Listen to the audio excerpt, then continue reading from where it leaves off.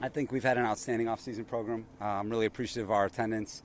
It's been perfect attendance. To have the full group here today and to be able to finish, our offseason the right way is important. I like the vibe out there. I like the focus, the detail, and I think we're controlling the things that are within our control right now.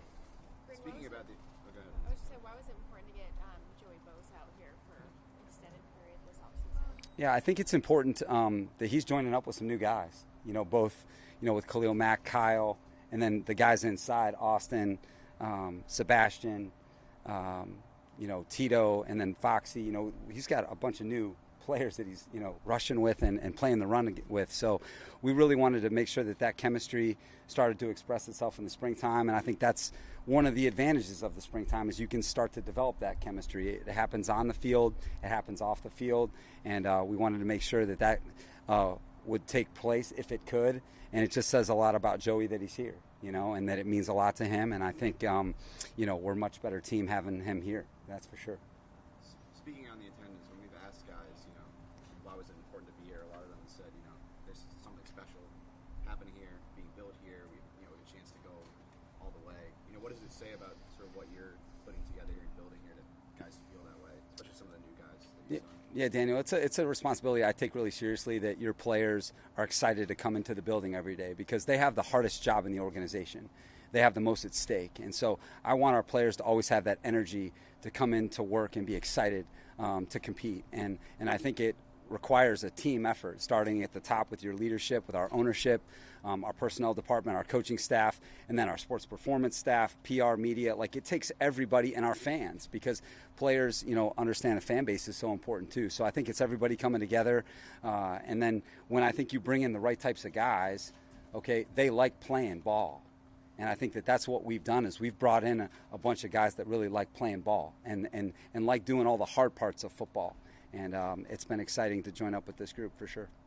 Brandon, how's the Khalil progressing with the foot? Khalil's doing great out there. I think from when he got here to now, made a lot of progress. He's the guy, as you guys will know, is he knows himself better than any of us. And so he will be ready to go.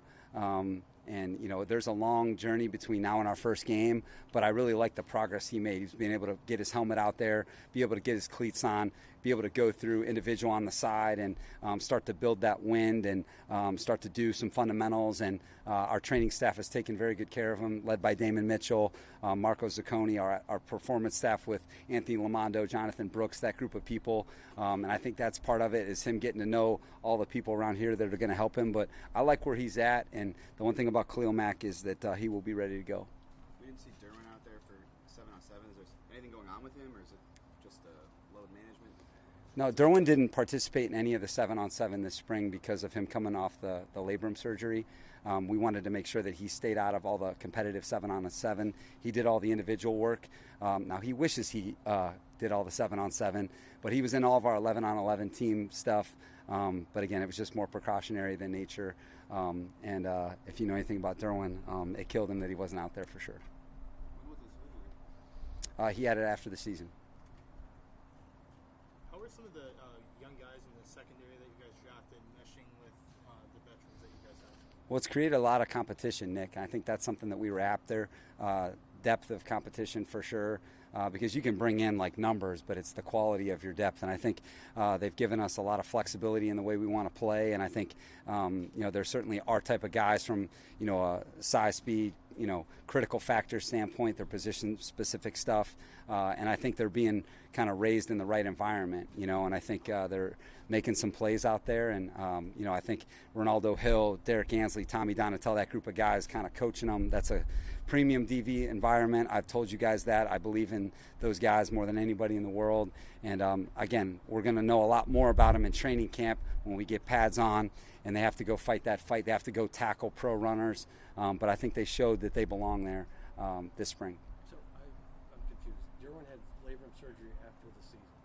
Yeah, It just finished. Derwin had surgery after the season many moons ago, and we kept him out of the 7-on-7 competitive work But because of it. after this season, Correct. The season that just ended. Yeah. With Kyle Van Noy, what is his role going to be? Is he going to fit into a role that existed in this defense last year? Or are you maybe creating something specifically tailored for him that's, a hybrid between edge rusher and inside linebacker? It'll be a position that's specifically tailored for him. It's not a position that he hasn't performed before. We're going to try and take advantage of and try to leverage his experiences within our defense. And he does bring that versatility to play on the edge or behind the football. He's been a green dot before, so we're going to try and utilize all those experiences and skill sets to our advantage. And I think we're training him the right way, and he's providing us a lot from a playmaking standpoint, from a leadership standpoint. And I'm really excited to join up with him in training camp where, his real gifts are going to come to life, which is his toughness, his physicality, his discipline. Those things will really come to life when we get pads on. With the walkthrough and 11-on-11s, how much can you tell that Khalil and some of the other new guys too are picking up in terms of responsibilities and everything else? Yeah, I can tell a lot. When we had the pandemic and we had to do the entire offseason online, in 2020, I knew during the very beginning of the walkthrough, the ramp-up phase, I think they called it back then, that we were going to have a good defense. And because you can tell whether people have confidence in their assignments or not. All right, and I think that's what, what we try to do is get them confident in their assignment. And I can tell that Khalil has confidence in assignments. Yes, he's played in our defense, in 2018, that defense is very different than it is now, but there's a lot of similarities in terms of the techniques, and a lot of the language is similar.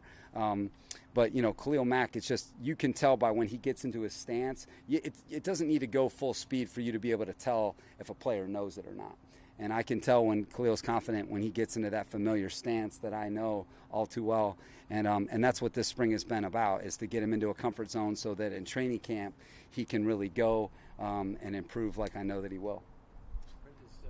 What's Mark Webb's situation? Yeah, Mark Webb's going to be ready for training camp. We've tried to bring him along slowly this springtime so that he can be full speed for training camp. But he's going to add a lot of competition in the secondary. We're expecting a lot from him. And he's a guy that was on the verge, I think, of playing quite a bit of football for us, and then he had that injury at the end of last season. But we're hopeful for him, and I'm excited to see him compete with this other group of guys. How is Kenneth progressing? That we saw him walking on the sideline. Yeah, he's made good progress. He's on his own 2 feet now, which is good, and he's going to have to take advantage of these 5 weeks to get himself as close to ready as possible. And then in training camp, again, it's a long time before we play our first game. We're going to make sure we phase him in the right way too, because we don't want to go too fast too soon. And again, that's a team effort, but I know that he's attacked it the right way. He's had a really good mindset, a really good spirit about it. I know that's not easy. You can look at it as a setback, but I don't think he's looked at it that way. I think he's looking at it as an opportunity that, hey, when I come back, I'm going to feel like myself. And, I think there's a confidence that comes with that, and we're excited to get him back for sure.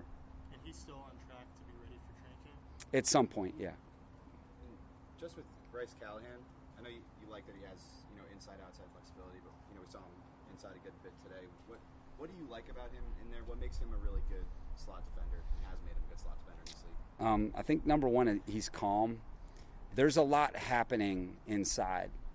Everything's moving quicker. So we really value people who are calm, who are steady. He can see the game, and that's a big part of playing inside, is you got to be able to process. Your key diagnose matters a lot more the closer you get to the ball. And so he can do that at a high level. And then for slot coverage, he's got a unique combination of quickness and then strength in his lower body. He's not a small guy that gets pushed around because he's got strong lowers. But he's also got long speed, which is rare. You have some nickels that are quick. They have quickness, but they don't have deep speed.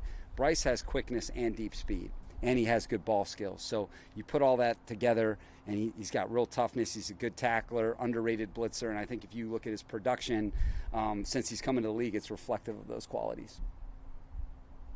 All right, thanks, Coach. All right, guys. Appreciate it. Thank you, Brandon.